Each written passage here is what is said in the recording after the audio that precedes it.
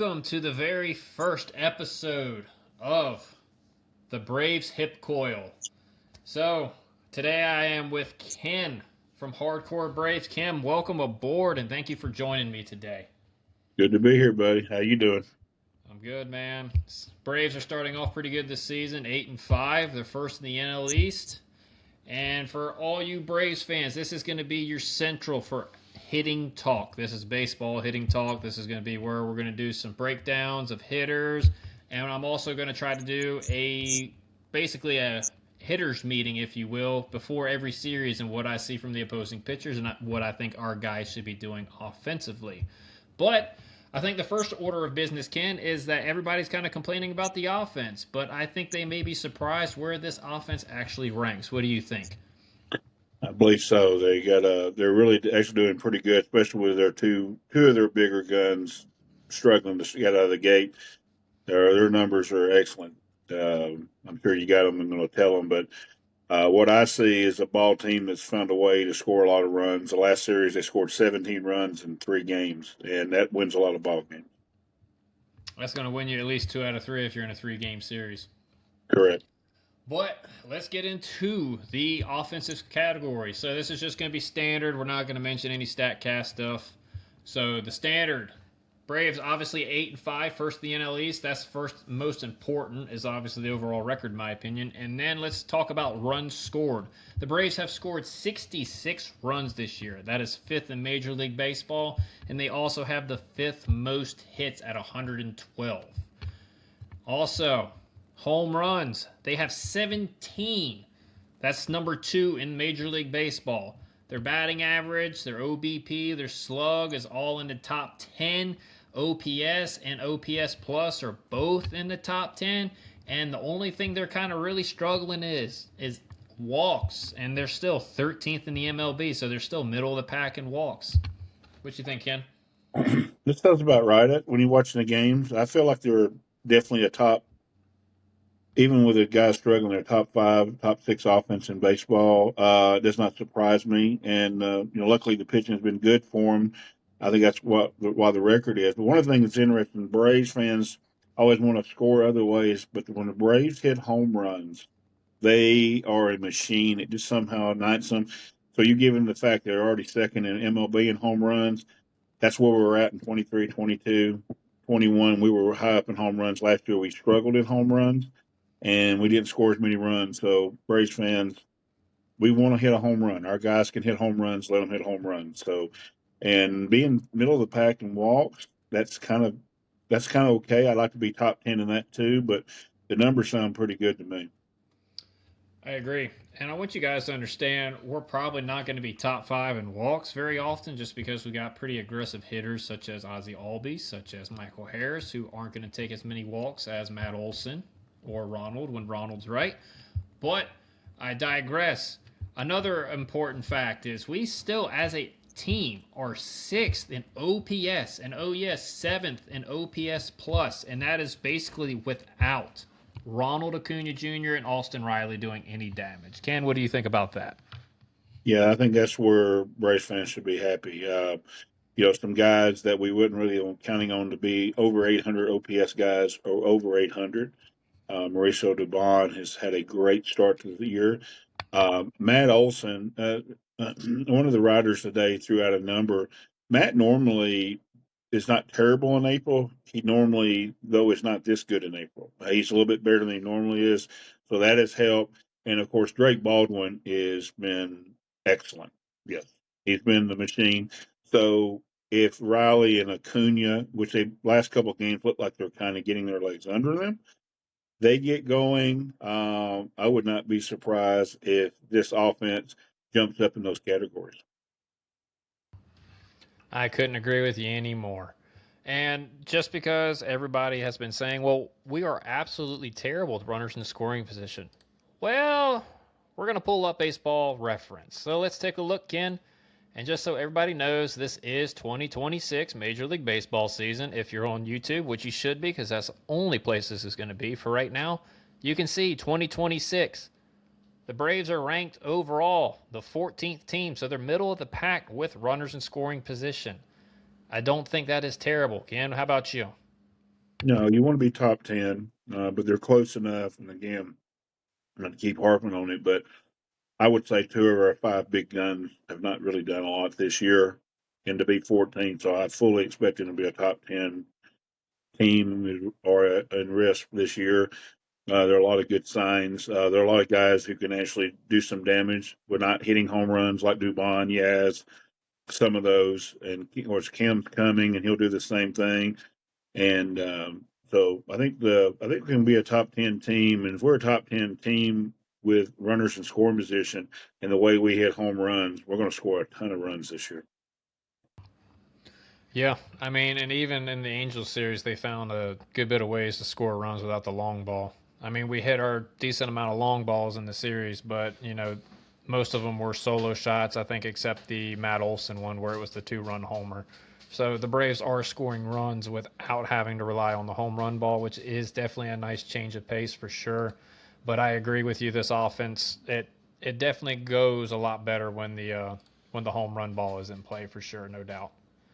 All Yeah. right. So we're going to roll on into our next segment, and that is called Ryan's Rakes. So we are going to see who has really been hitting the ball and also who's not really raking. We're going to see who's not so hot right now. First up, first order of business is going to be Drake Baldwin. He has been absolutely on fire to start the year. Ken, he is slashing 321, a 390 OBP, and a 623 slugging percentage. What you got on Drake? Dre's kind of edging himself up in the top five MVP. He can put these numbers together.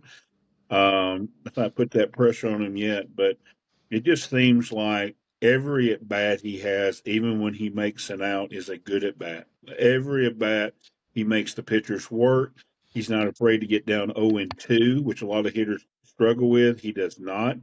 And he uses all parts of the ballpark. And for Braves fans, yes, that does sound like Freddie Freeman. And we're not saying he's going to have a Hall of Fame career yet, but he sure has a beautiful approach at the plate. And when he hits the ball, it normally is hard. I don't see many balls. You can correct me here, Ryan.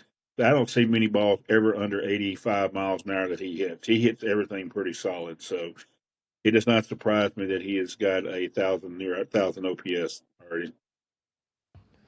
Nah, Drake's he is by far, and if you want to get upset, get upset. He is by far the best pure hitter that we have had here in Atlanta in quite some time. Freddie Freeman was a very good hitter. I think Drake out right now in his career where Freddie was when Freddie came up, he's already past Freddie in that stage of his career, if that makes sense. Well, if Freddie may not have this power that Drake's already shown in his second year, but they're just you're picking what kind of different apple you want. They are really both great hitters, and of course Braves fans, as we most of us have been trying to tell y'all for 3 years prior that this was the next Brian McCann coming. He's got that similar stroke, the same. He can really hit, and that's really a better comp for Drake. But we don't get this many pure hitters in Atlanta. We do get a lot of slug in Atlanta, and that's been through old schools. Y'all know this. It's been since the 1970s. Even the year we had four guys hit 40 home runs, so we've always had slug in Atlanta. That's why it's Hank Aaron's town, and but this is a special talent, and hopefully, not to get off the hitting part, but hopefully we do lock him up to an extension because I like to see him play in Atlanta his whole career. I absolutely agree with you on that. The next hitter who has been raking, Matt Olson. As you mentioned earlier, again, he is slashing 280 with a 368 OBP and a 580 slugging percentage. That's your Yeah, boy right there. that's my boy. Anybody knows me knows that's my favorite Brave now because I've known him for a long time. Like I said, he's normally not as bad as people like to make out on social media because they expect so much out of him. And I've always thought if he would have come up and not be replacing Freddie Freeman with the expectations be as high as they are from that, the way he's handled it, and he in the spring showed everybody what a monster spring, which he never has. That he doesn't have. He was going to have a good year, and I can't wait. And I know both me and you in our season prediction on hardcore both thought he could get near 50 homers and 100 RBIs. And hell, he's going to make a run at it because he's off to a great start. It's also a fantastic start. I think Matt Olson. Me and you were talking about this in our chat yesterday even that Matt Olson has kind of become.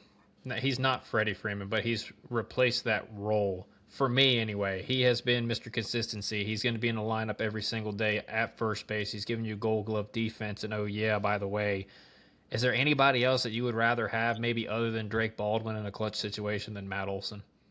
No, I'm telling you right now, when this lineup gets flipped, especially when Ronnie gets going, I can't think of another lineup in baseball that has those three. I feel like one of those three is going to knock in a run. So, and here's the interesting part. I agree with Matt and the fans. The first year back, I thought there was a lot of he's not very good. We miss Freddie. The next year, a little bit less, a little bit less. You don't hear that much anymore. I don't. We love Freddie. He was a great Atlanta Brave. We won a world championship with him. But I think the majority of this fan base has moved on from Freddie Freeman. And I think that they now in the Matt Olson category, and it makes somebody who loves him as much as I do happy when I hear the people on social media says that's my first baseman because I know it's a market for Freddie, and Freddie's a great guy too. But I think Matt has won the hearts of Braves fans all around the country. Couldn't agree with you more, man. And by the way, if you weren't on the Matt Olson train after he popped, how many home runs was it? 53, 54, something like that? If you Yeah, weren't on the Matt Olson train at that point, don't even get on now, man. no, Just stay over there loving Freddie, which is fine. You can do that, but I'm going to enjoy my first baseman right now. me too. Mo- Moving on to the last hitter who is absolutely raking, Ken. And it's somebody that you probably don't even expect who just does it so quietly and he just puts his little contributions in here and there and he's just sneaky good. Mauricio Dubon. 333 average, a 362 OBP, and a 556 slugging percentage. Ken, I know you love this guy. Talk to me about him. Yeah, when we traded for him, I got absolutely murdered on Twitter when I said we don't need another shortstop. And I'm not saying he is our starting shortstop, but I know what he is. And anybody who's ever played DFS, Daily Fantasy Sports, DraftKings, FanDuel, loves Mauricio Dubon. He's always cheap. Nobody ever knows how good he is, and all he does is score points. And that's what the Braves fans are seeing early. He finds ways to contribute. So even like yesterday's game against the Angels, well, game, he only had one hit, but back on it was a double for two RBIs. He's just and he barreled up a couple other balls really nicely. He could have had a couple more hits, but that's what he does. And we went talking about the risk and how we're middle of the pack, and we have two guys struggling. Part of the reason we're middle of the pack is because of Mauricio Dubon. So, and he will do that all year long, guys. This is not now. I'm not saying he's going to be a 900 OPS, but get used to him hitting like this in the clutch. He's going to have he's human. He's going to have a bad week here and there, but this guy can hit. And when he gets to finally just basically show Atlanta when it gets these big gains with coming up, and he comes up, expect like used to be with Dansby. Dansby was so much better when guys on base than he was with guys off base. And this will be the way Mauricio Dubon is. He's going to get big hits for y'all this year. And maybe y'all need to start looking around for the new 1-4 jersey. That's the number. That's by the way, that's his number, guys. Y'all don't know 14. Buy 14 jersey because we're going to sign him to an extension. I feel like he'll be here for a couple more years. If we don't, I got some serious questions for Alex Anthopoulos because I mean, look if he is a 650 OPS plus or a 650 OPS guy, I mean he still is going to provide you that value alone in just his defense. But we are going to do a breakdown. Also, that's coming out next week. It's going to be on Dubon, and you're going to see why I think he's going to be at least a 720 to a 750 at the floor OPS guy. But I like him a lot. He plays all those positions with Gold Glove defense. He's been really big for the bat at the bottom of the lineup, helping flip the lineup over. It's been a much needed addition to this team, and he's bat to ball. He puts the ball in play, and that's something we've also been missing a good bit. So Yeah, yeah, and then people don't realize how he does have a lot of pop too. He can get the ball out of the ballpark. Braves fans are already finding that out. He's sneaky. He'll hit. He's not a big guy either. He's a wiry guy, and when he hits, but he hits it in barrels that he can hit it a long way too. That one he hit in, I think it was Arizona. Hit one that was in that deep left field, left center corner. That was a bomb. that That's was a bomb. Yeah, that was a good poke. yeah, For sure he maximizes his body when he knows how to use his body to maximize his output. I He's agree. he's a great player. Yep. All right, on to the next segment. Who's not raking? This is the more depressing of the two categories. Ken, let's go ahead and start with him. Everybody already knows. We've talked about it on the pod on Hardcore Braves. There are good signs though that Big Thick is coming around, so let's not crucify him like we have been doing. I'm looking at you, X. I'm looking at you. All right. Austin Riley is slashing 200, 308, and a 244. He has not been it's just not a good start for Big Thick. Ken, what you got on him? Well, he was searching, and when he gets to guessing, Chipper tells him all the time when he gets to guessing, he then turns to be pull happy. And the best sign that we got uh, last couple of days, he's hitting hard outs to center and right field. When he starts doing that, he's starting to figure it out. And Ryan did a great segment on him and his swing, and he is so right. He has to hunt the fastball. He can't guess. And he crushes when he's hunting the fastball. He absolutely murders sliders. So why he tries to get in his head like that, that's Austin. Now, in his defense, we've all noticed since his hitting coach passed away, he's had this struggle. So, but I think that Walt is the kind of manager because him being a player in the major leagues maybe can help him get through this, and you can see some progression. But he has struggled guessing at pitches, and he was taking fastballs right down the middle and swinging at balls a foot outside. So it does not surprise me he's on the not rakes category. But I don't know how often Ryan's going to do this, but I would be not surprised if he's on the rakes part next time we do this. To answer your question, Ken, and amongst others for you guys, we're probably going to do this once a week. I don't see the point in doing it every series just because things a series is a very small sample size, but once you get to 6 games, that's about 30 at bats. That's a lengthy sample size, so that's when we'll do the segment again. But I'm with you, Ken.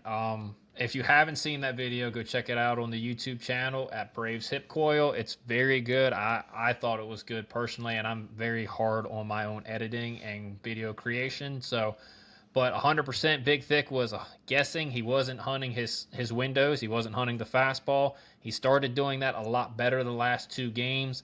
And I think the best sign was the 106-mile-an-hour line drive to right field that he hit. And also on top of that, I think his last ball in play that he hit in Anaheim was off a 99-mile-an-hour sinker that he roped to Mike Trout in center field. So really good signs for Riley.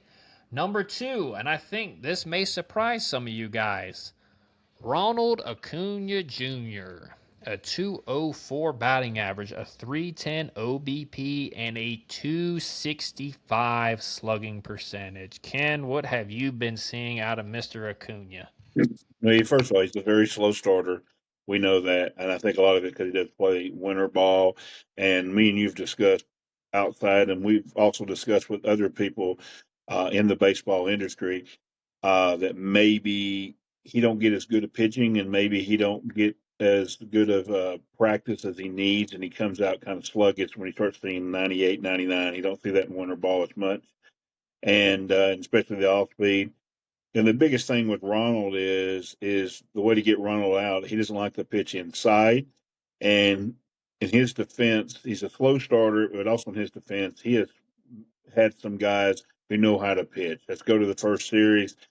He got Waka, Lugo, and Reagans, especially Waka and Lugo, know how to throw that fastball up and in and then throw something off speed away. So he's had, some guys that can be tough. Soriano this past Monday, it's a very difficult ride. But the good thing about it is uh, uh, we've seen stats come out. They always put the stats out when we finish series. He has had a lot more barrels lately, so he should get there. But his whole thing is to me is his hand placement gets off sometimes, and his hands do funny stuff when he could. I think he's really worried about the pitch inside, and it gets him he just gets him off kiltered, and I think that's something he can work on. And I think the day off coming today was good for him to adjust, and hopefully, he's got an interesting ride this weekend. I know you're going to get to that, but he's got a chance to really break out this weekend if he'll really study up here, in my opinion. I agree. I think it could be, it's either going to be a very good weekend or a very not good weekend for our hitters, and we're going to get into that later. So stay tuned, chat. All right. From Ronald, from what I'm seeing, he's barreling the off speed more than he is the fastball, Ken. And we mentioned he doesn't like the ball inside. I think that's been very well documented. I put out a video on X this year that he opened his stance up a little bit to kind of counter that. And he did really good in the World Baseball Classic with it. He did great in spring training with it. But as you know, guys don't really start throwing 98 miles an hour until the bell rings in opening day. And he's a little bit off right now.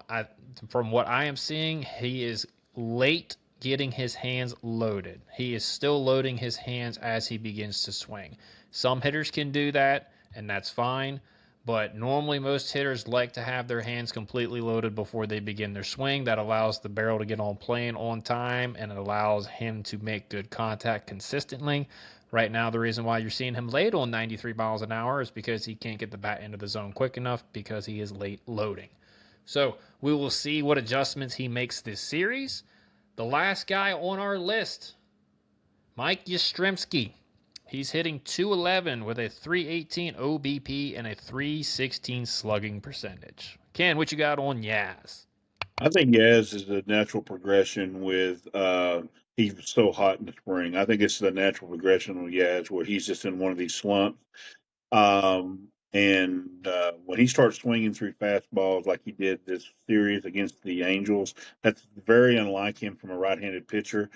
And he's definitely somebody that I think we don't need to hit the panic button yet, like some I've seen some on Twitter do already. But the reason why is he was scorching way beyond what he normally does in spring, and sometimes you see that where guys are just absolutely scorching in the spring, and then they somehow have a bad April. So let's give him a week or two and see where he kind of balances out at. But Yaz also has not played as much as he's played lately this month in a while. It's been a while. Yaz got really kind of relegated to a very part-time role in San Francisco, and then he kind of did that in Kansas City. So I think it's just getting his legs under him. And I think you see a guy that the 13 game stretch affected more than anybody was Mike Yastrzemski. As that games kept going on, he got worse, and he really needed some a day off. And so we'll see how this series goes. This is a tough ride for him. This series too, just because of the assortment they throw, it can be difficult on left-handers. So let's hope he gets his mind right and can have a good series this weekend. Yeah, he definitely had a tough series. I mean, kind of starting back in Arizona too. I noticed he had a little bit of what Alston described as a hip slide. So what I mean by that is he wasn't firming his front hip because normally hitters they'll firm that front leg up to keep their momentum back so they can put it into the baseball. Instead, some of it was leaking. You could see his front hip kind of angle up, which causes you to dip your shoulders. Which, if you're dipping your shoulders, Ken, barrel's going underneath the ball and you're missing the fastball right down the middle. So I don't expect that to be too long for Yaz. I'm sure he already knows it's a problem. I'm sure he's working on it. All right. Next segment. This is going to be the fun stuff, chat. This is the hitters meeting. So we're going to go through all the starting pitchers and the two big boys in the bullpen. We're going to break down their pitches, and we're going to break down what the hitters should be looking for on each side of the plate because it's going to be different from left-handed versus right-handed. Ken, are you ready? Let's do it. All right, I'm gonna let you pronounce the first one just because I got South Georgia education here. Ken, go right ahead. His name is Saccone. and he's a very he's going to be a tough ride. He's a good pitcher, so I know you want to break him down, but his name is Saccone. All right, so we got Saccone. In my opinion, his best pitch is going to be the sweeper. And just for you guys, I'm going to kind of pull up some stuff that you can look at on this gentleman that we have. Let's pull it up. All right, Slade Saccone. His pitch data right here. He's got a four-seamer, he's got a cutter, he's got a curveball, and he has a sweeper. And in my opinion, his best pitch, and even the analytics backed it up. I was watching this on video. He's got a pretty good sweeper. His fastball is not anything that's going to blow you away at all. It's 92 to 94. He's got average vertical break, which means the ball kind of presents itself that it is rising. Let's see. He's got the cutter. The cutter's okay. I didn't see anything special with it personally. It's more like a slider from what I saw. But he's really inconsistent with the location and movement, and the pitch tends to flatten out a lot, and it becomes very hittable. The curveball is a strikeout pitch. It has really good break. It's not quite elite, and he's gonna start it in the zone, and it's gonna have a really good possibility of breaking out of the zone if it starts at the correct plane, and it's gonna tunnel really well with his fastball. You're gonna notice a lot of these Guardians pitchers like attacking at the top of the zone, and Saccone is no different. He attacks at the very top of the strike zone. So let me go ahead and scroll down here for you guys so you can see a little bit of that. As you can see, his fastball, he likes to go right at the top of the zone. His sinker, he doesn't throw much. His sweeper, he doesn't throw much, but he should. I think that's his best pitch. So, Ken, what you got on Saccone? You are the pitching guru here. I would also have him throw the sweeper a little bit more. I do like his curveball. He's interesting. He can actually strike you out with a hanging curve, which is really interesting because he does throw it on the same path as his fastball. For me, he's got a little bit of Lugo in it, and that could scare Braves fans a little bit. And the fact, but he don't have Lugo's experience, so that's an advantage to us. I think our hitters. I know you get into it, but for me, I would go ahead and, if I was his pitching coach, would tell him to go ahead and keep his stuff up, but be wary that the Braves have decided to lay off of everything belt high and lower. So the pitch is not coming belt high and up. Just spit on it because you want to actually kind of keep him up in the zone because if you start swinging the stuff thigh high, it's probably going to be at your foot when it gets there if he figures that out. So it's a kind of a simple pitcher to hit to me as far as uh, how you attack him. Now, the way he throws is difficult. And if he decides to throw the sweeper more, I think it really would balance him out. And I think he could really frustrate our right handed hitters with it. Whether he does that Friday night, we'll see. But if I'm the Braves, I am going to say anything lower thigh down, I'm just going to spit on. It's probably going to be out of the zone anyhow. So that's how my take on him is. I agree right with you, Ken. I was looking at the data and I was like, yeah, that's going to be my approach. I'm going to eliminate anything that's going to start at the belt. Anything belt below, I'm not swinging at. You got to see this guy up in the zone. Look, his fastball it averages 93 miles an hour. It's not going to be anything that blows you away. So you can get to the fastball up. It's not going to completely. It doesn't look like it's going to fully rise, but it's going to maintain its plane fairly well. His secondary pitches, again, his curveball, I think is going to be his out pitch. The cutter is not very good, in my opinion. It's a slider, and he doesn't have great command of it. So you're going to see a lot of the breaking ball. So if you get that pitch to start up as well, it's probably going to stay in the zone where you can mash it. Because when curveballs start up, Ken, as you've probably seen multiple times in your career as a coach, those balls don't come back very often. So hitters, attack the fastball and curveball up in the zone. And if you get anything that starts at the belt and below, just take it until you get behind in the count. And don't be afraid to get deep into the count because even if you keep your approach of, okay, I'm going to look fastball and I'm going to adjust, you can still get a base hit and you can still work a really good at bat off this guy deep into an account. What you got, Kim? Yeah, I agree. He gets some weird strikeouts up in the zone, and the reason why is when that curveball comes in, if you'll realize I'm just going to hit that thing right back at him, you can drive it out of the ballpark. When you get these strikeouts, is when they're really trying to yank that, and it's no different when you teach our high school kids. Don't try to yank the curveball out of the ballpark. Hit it right back at the pitcher, and it will go. As we always say, they hang them, we bang them. So just hit it right back at them, and you'll be. And they may go out in left field. Depends on your hitting structure, but definitely this is a guy we want to see up in the zone, and we want to attack him up in the zone and leave everything down, and like I said, hopefully he hasn't realized like me and you have that he should throw the sweeper more, and he sticks to his less than 10%. We can live with that. 100% agree. You're going to see a very common theme with the hitting plans this this go around. It's a lot of these Guardian pitchers pitch the same. So moving on to Parker Ken Messick. Did I get that Messick, right? Parker Messick, yeah.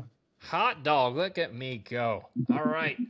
So chat, he has a fastball, changeup, sinker, slider, cutter, and you're going to be like, oh my God, what do I do as a hitter? Well, let's check out his pitches. All right. His fastball has an average and vertical break. So again, it's going to maintain its lane. It's not going to really feel like it's gaining ground or it's riding up in the zone. Okay. So, and Parker, again, he tends to really likes throwing the fastball up. Parker has the tendency, though, to really let the ball sail arm side, especially heavy to right-handed hitters. His changeup is by far his best pitch. He's really going to rely on that. That's going to be his go-to pitch in strikeout situations or when he's trying to get a ground ball double play. His changeup is so good that it can start at right around probably the belly button and it can end up at the bottom part of the zone or below. He's got a really good changeup. He's going to throw it against lefties too. And he's going to really heavily rely on that pitch when he is in clutch situations and bases and guys are on base. The sinker is straight up. It's going to be for left-handed hitters only. It does not have much sink, and it's probably his worst pitch. So he really just uses it to back lefties off and give them something else to think about. But the bad thing is when that thing, and when he misses and it's up in the zone, it flattens out and it basically becomes a batting practice fastball. So it's going to come into Olson and Baldwin, but again, I don't know how much he's going to use it because his command with it has been iffy at best. The next pitch, the slider, probably his second best pitch. He seems like he only uses it against left-handed hitters, obviously when it's breaking away, but I wouldn't be surprised if he pops it in every once in a while with right-handed hitters just to keep them honest and get them off the changeup away. It has pretty good deception because when you start it on the outside part of the plate, he likes to tunnel that fastball at the top of the zone away from righties. So if it starts there, it's going to break down and in, and that's pretty tough little tunnel if you're a right-handed hitter. So you got to watch out for that. Lefties is going to be hard to stay back on. It's slow and it breaks a lot. And left-handed hitters see that fastball that's coming up and in, and then before they know it, it's a breaking ball that's going down and away from them. So it's that they got to watch out for that. That's going to be tough.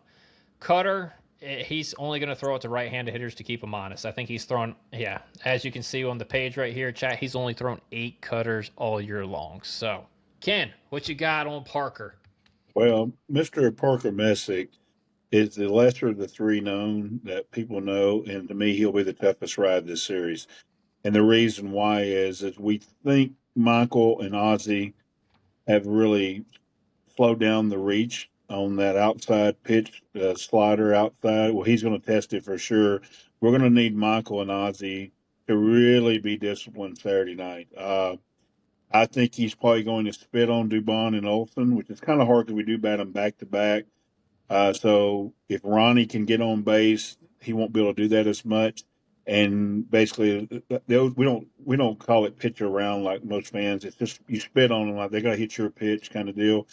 Uh, they're going to have to really make sure they man up because he is going to pitch out of the strike zone, and this is where our plate discipline is going. That we look like we're a little bit better. We're going to get tested Saturday night. He's going to me to be the toughest of the 3 rides, just because of what I know our lineup's going to look like, because Walt has not differed. when we've had a right-handed pitcher on the mound, and we need Michael and Ozzy and Yaz to be way better, or still at least get better than they were with that outside pitch, or they're going to be in trouble. And as far as our right-handed batters, now this is a guy that Austin should be able to hit. And we'll see because we're going to get it later, a little bit later too, even on Bybee, is he's a zone hitter. And if he'll stick to those zones, he should not be swinging at those pitches. So, like you mentioned, Riley should just sit on the fastball and spit on all that stuff away. And he should get a hittable pitch. Because if he does get a changeup away, his hands should be able to adjust and still drive it to right field. So, but hey, make no mistake, Mr. Parker Messick will be a tough ride Saturday night. And one thing I want you guys to understand with these Guardian pitchers is they do not give in. They don't care if it's 3-1, 2-0, 2-1, 3-2. They're going to try to make their pitch, and they're not going to give it into the hitter at all. If you get a good pitch to hit, it's because they made a mistake and you got to hit it.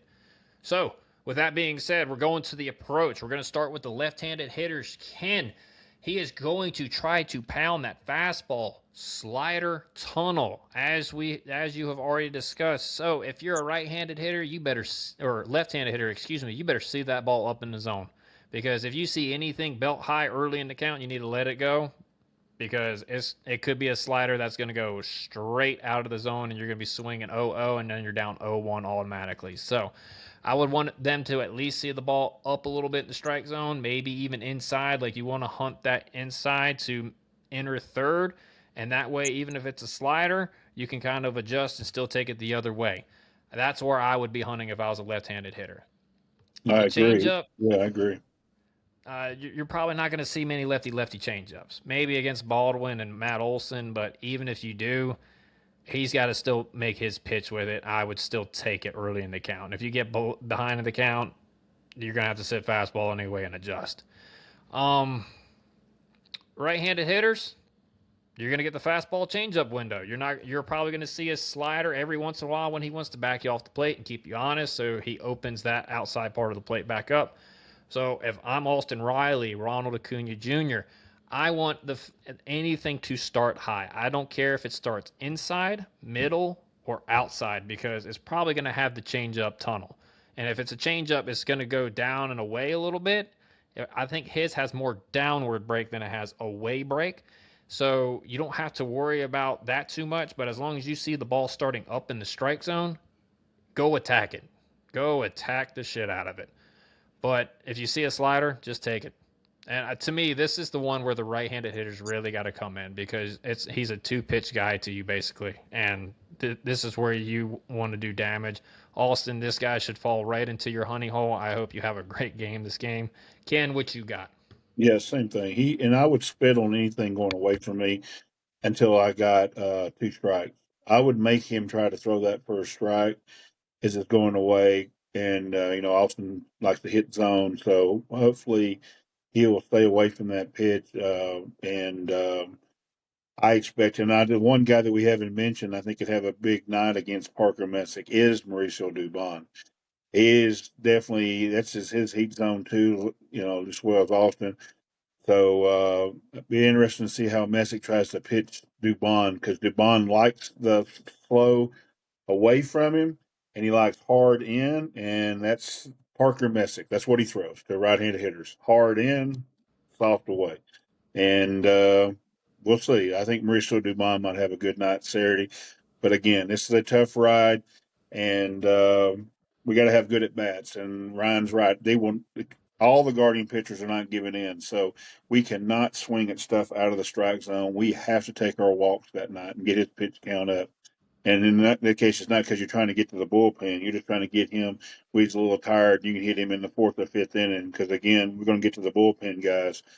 This is a tough ride in their bullpen. If the Braves have the best bullpen or second best bullpen, they're fighting with the Guardians on that top two. So Yeah, the Guardians bullpen is not something that you want to get into. I mean, yes, you want to get into it to tire it out, but you don't want to be getting into that bullpen late in the game and you're down. Let's just put it that way.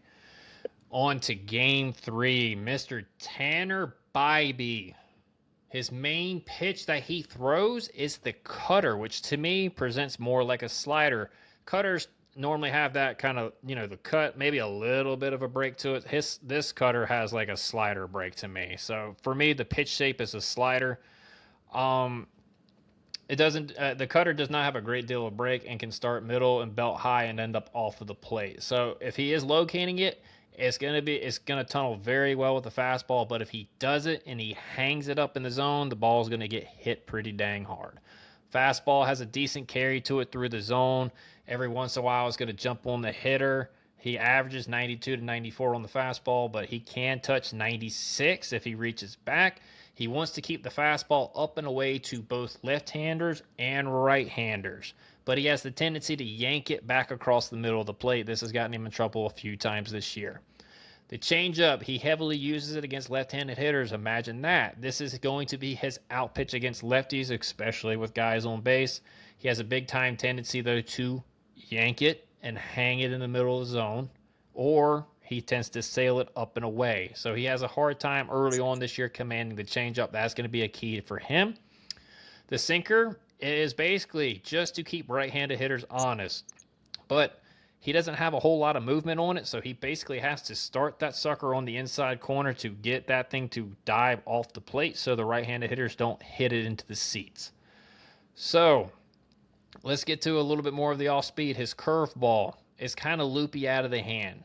He does get chased with it, but I think the main reason why he gets chased with that pitch, Ken, is because it pops out of the hand so easily and you see it so good and you think you can just absolutely crush it, but it ends up out of the zone. And his best pitch for me seems to be the sweeper, and that's it. And it's a brand new pitch. It has the chance to be really, really good. I've seen one against Perez where it was just absolutely disgusting, but then he threw two more that he couldn't locate. So you're probably not going to see a whole lot of that pitch. What you got, Ken? A good breakdown on Tanner. He is, we struggle against Waka. It's kind of the same pitch assortment coming at us. This is a challenge to Matt, Drake, Michael, and Ozzy.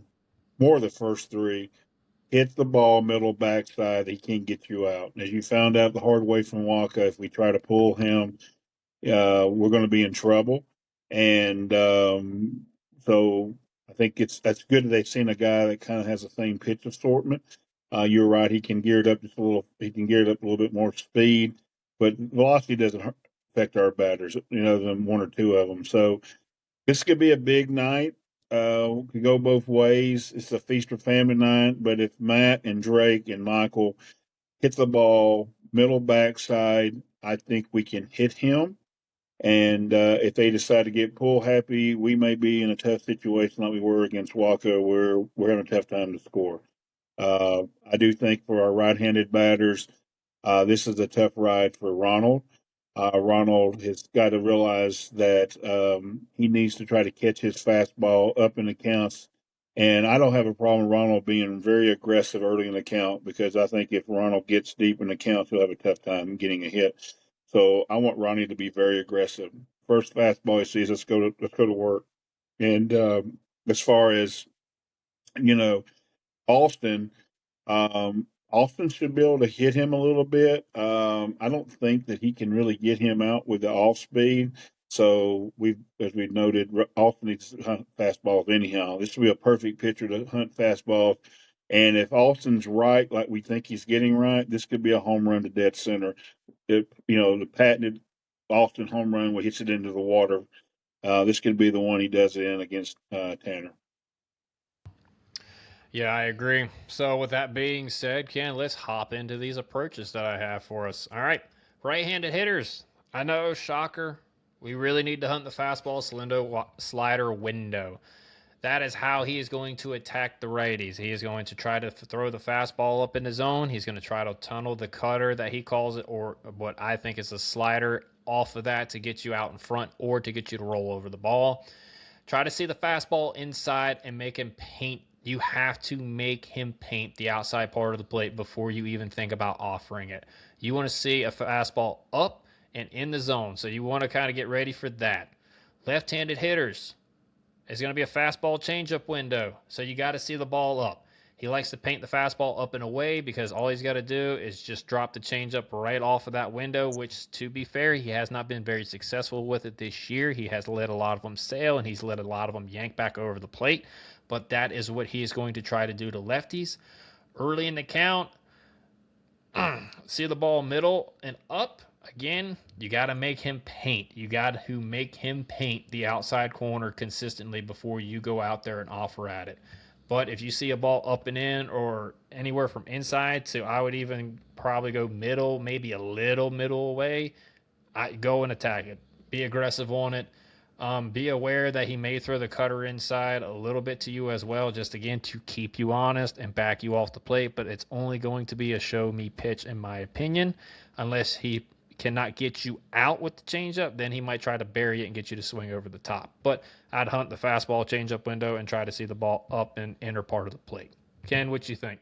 Yeah, I agree. That's what I said. We got to hit the ball the other way from the left side, and the right side's got to be able to hunt the fastball and don't miss when he gets it up in there. And again, to me, this is a feast or famine night. This is where you challenge your hitters to have the right approach, and you should be able to score.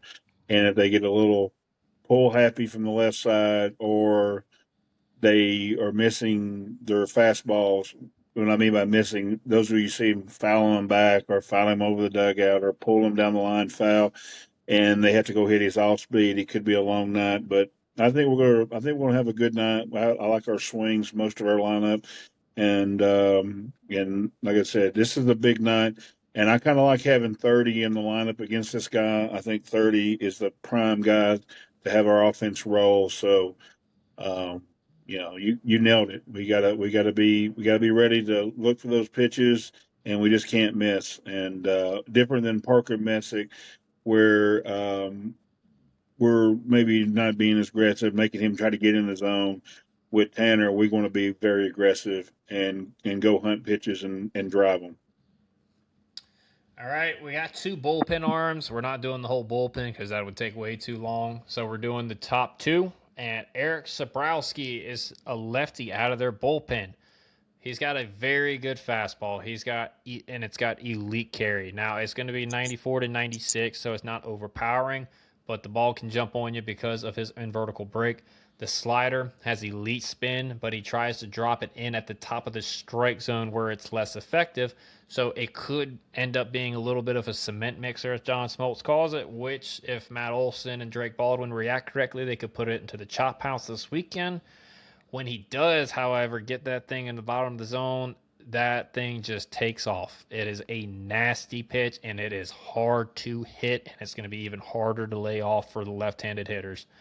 His curveball and his slider is elite, but his curveball is by far the better of the breaking balls. It has 2,600 RPMs, revolutions per minute, and he can start that thing at the top of the zone and even a little bit of above it, and that ball is going to break down below the zone. So he's gonna try to get you. He's gonna try to get lefties and righties to really go after that breaking ball because you're gonna see it out of the hand so well, and it's gonna just drop right below the zone. So if I'm a hitter, you got to attack the fastball slider window. You got to see the ball up in the zone. That's going to be your approach.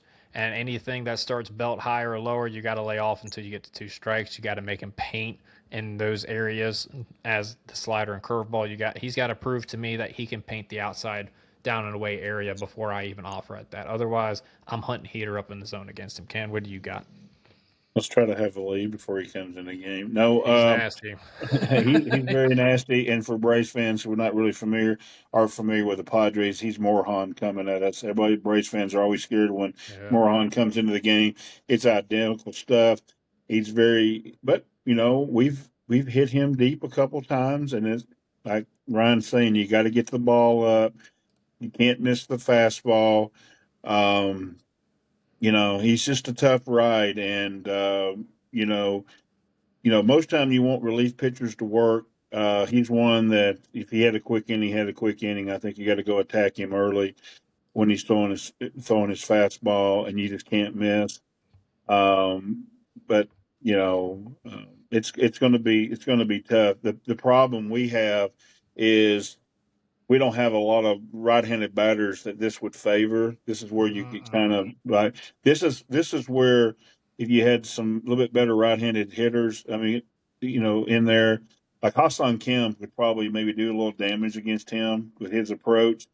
But this is going to be a tough ride. So let's try to have a lead. But if we are, um, let's hunt that fastball and let's try to hit the fastball and let's just try to make him throw the slider in the strike zone because he can get a little off with his slider movement and maybe he's throwing out of the zone. We get him some walks and put some pressure on him. You fully expect him to come into the game when we do have Baldwin, Olson, that part of the lineup up. So it's going to be a challenge for Drake and Matt to look for the fastball, but they're also two very good hitters. So sometime this weekend that's going to come up, and Braves fans better not be going to the restroom or get a drink. They should be in the seats because that's going to be a fun matchup to see. Dombrowski try to get out Baldwin and Olson. That's what we pay the money to go all these ball games for is these matchups, and that's going to be a great matchup this weekend. That'd be a really good matchup. And just so here you can see the pitch usage per batter hand. So you got the left-hander on the left side, righties on the right. He has a lot more fastball dominant against right-handed hitters. He is still fastball dominant against lefties, but you can see he has increased usage of both the slider and breaking ball. So it's going to be a little bit tougher ride for the lefties. So that only leaves one more pitcher to break down Ken against the approach of the hitters, and that is going to be Mr. Cade Smith.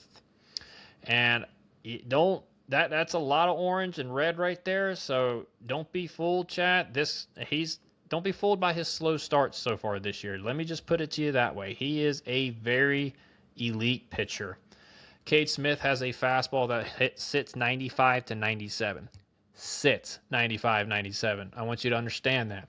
He also has elite extension. So extension means the ball leaves the hand late. It gets basically to home plate way quicker than what it appears. So what the hitter's probably seeing is not 95 to 97, Ken. He's probably seeing 99 to 101. So the fastball jumps on the guys. Splitter is elite. I think he has 500 revolutions per minute, which is absolutely insane for a splitter or a changeup. That means the thing is absolutely falling off the daggum table. Sweeper, you guessed it, it's elite as well, and it's going to be his outpitch against right-handed hitters. And splitter is obviously going to be the outpitch for the lefties. The only approach that I can give my right-handed hitters and left-handed hitters is pray. Pray that he is off because he is a tough one to hit. But in all seriousness, right-handed hitters, you got to see the ball inside because he's going to try to tunnel you to death on that slider or sweeper away. Get a fastball up that starts inside or inner third, and if you get it, you better not miss it because the sweeper's going to be coming right after that. Left-handers, you need to hunt the fastball split window. So you got to make sure the ball starts up in the zone because when I tell you his splitter falls off the daggum table, it falls off the daggum table, Ken. So you got to get that fastball that starts belly button high. Belt's too close. I mean, you're looking maybe a little bit below the letters is kind of where you want the pitch to start before you really start hunting that pitch. If you get to two strikes, good luck. If you get a fastball first pitch, second pitch, and the first couple pitches, you better swing the bat. And you better make sure you hit that daggum thing hard because when you get behind in the count against this guy, you're not making it out of there more times than not. Ken, what do you think about Cade Smith?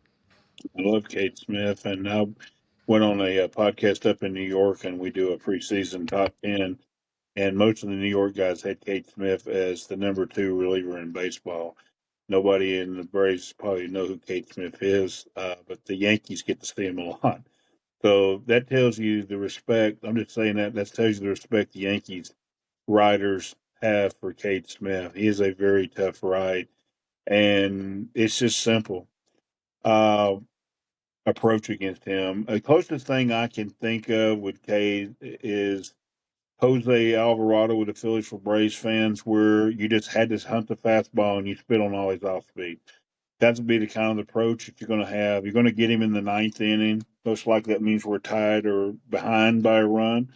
He's going to come in a closing situation most likely, and the thing to do is, I used to always say when Jose Alvarado come in, make him throw you strikes. And we had games where Alvarado would walk the building, and we would beat him. It's the same kind of deal. We got to make him throw strikes.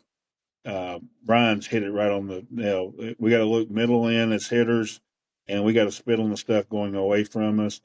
But we're joking, but we're also being serious. Let's try to have a lead this weekend because these two guys on the back end of their bullpen are going to be very difficult. Just like the Guardians are probably in their hitters meeting go, let's have our lead this weekend because we get to the back of that bullpen. Suarez and Iglesias are going to be difficult. So this is a series that nobody's going to want to see the back end of these bullpens because they are elite. And but if we're going to have an approach, see the ball middle in, spit on everything going away. That's pretty simple. Absolutely agree with you, Ken. Bullpens are going to be in play. Braves, they gotta get to the starters. The starters are the weaker of the two pitching links for the Guardians. I don't think there's a question of that. So with that being said, I've done all my research and I've got my pick to click in. Ken, who is yours first? I want to know who you're going with. Who's your pick to click? I'm going with Big Thick, Austin Riley. Thick Alston Riley. I think that being a zone hitter against the Cleveland Guardians is exactly. I complain because I want him to be more pitch recognition. He does. I'm not saying Austin doesn't recognize the pitch, but I think he gets zoned in on. I'm going to swing at this zone. This is the kind of guy you want to because if he'll sit on his zones, these are his heat zones, his heat map when he's going well. And like I said, I expect Austin to. I guess he don't have a home run yet, does he? No. Oh. He'll have his first home run this weekend. I expect Austin Riley to have a really good series. And if I had to pick a runner up, that would be Matt Olson. I think Matt Olson's going to have a good series as well. So, Riley, I picked a click. And if there was a runner up, it would be Matt Olson. I like it. Ken, you had one of them that I was really thinking about, and it was Matt Olson. The deciding factor is Matty's had a little bit of trouble with the changeup this year so far, and he's going to see a lot of them this weekend, Ken. But we got one gentleman who handles the changeup kind of well, and that's going to be Mr. Drake Baldwin. And I know, chat, you're like, oh my God, that is so predictable. It's Drake Baldwin, the Braves' best hitter, obviously. But look, when you break it down, you can look at the numbers right here that I have pulled up. He's hitting 438 off of four-seam fastballs. He's going to see a lot of four-seam fastballs this weekend. And then he's hitting 273 off of changeups, which is pretty dang good considering he's seen 42 changeups so far this year. So, and since he's going to see a lot of them this series, Ken, that is going to be my guy to click this series. I know it's a little bit of a I know it's basic. I know it's not fun, but that's who I'm going with. He's going to have a really good weekend, Ken. For him to have a very good weekend, I think Braves fans should be excited. That means the rest of the lineup kind of hit around him as well because I could see the Guardians spitting on Drake this weekend and pitching around him. That's part of the reason why Matt and Austin need to have good series. But Drake Baldwin, I picked to click, is never a bad idea, guys. Never. Rake balled him. Okay. But, chat, I hope you enjoyed the first segment of the Braves Hip Coil, presented to you by me and Ken Anderson. It was very fun to break this down with you, Ken. I hope you enjoyed it just like I did, and I hope you come back on with me, buddy. I will. Yeah, I had fun. Go Braves. All right, chat, we're out of here. Let's have a good weekend and go Braves. You know what, boys? You guys are going to be world champions for the rest of your life.